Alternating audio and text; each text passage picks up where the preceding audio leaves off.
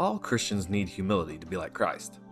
Of him it's said, "And being found in fashion as a man, he humbled himself and became obedient until death." It seems that humility has become a lost art, a grace of life that many of the Lord's people have abandoned.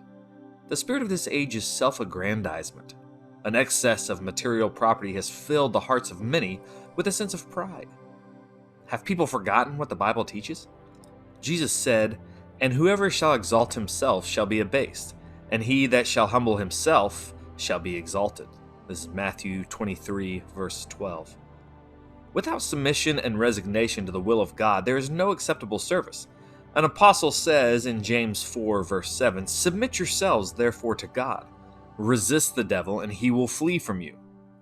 This signifies that such a course of action is a wise decision, and the reason that James assigns it is that God resists the proud, but gives grace unto the humble. It may be a sign of weakness when one submits under coercion, but it's a sign of courage and strength when you have humility voluntarily.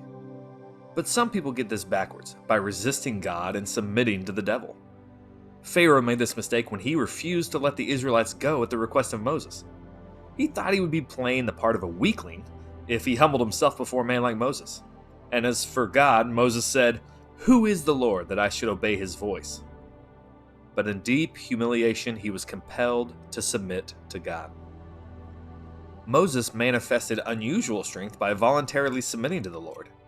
At the burning bush in the desert of Midian, Moses recognized that he was on holy ground and was ready to hear what God said. Moses was, no doubt, conscious of personal handicaps, but when God promised him an adequate measure of divine help, he was ready to stand in the court of Pharaoh and demand the freedom of Israel. Simple acquiescence in the will of God is the true path for men to travel.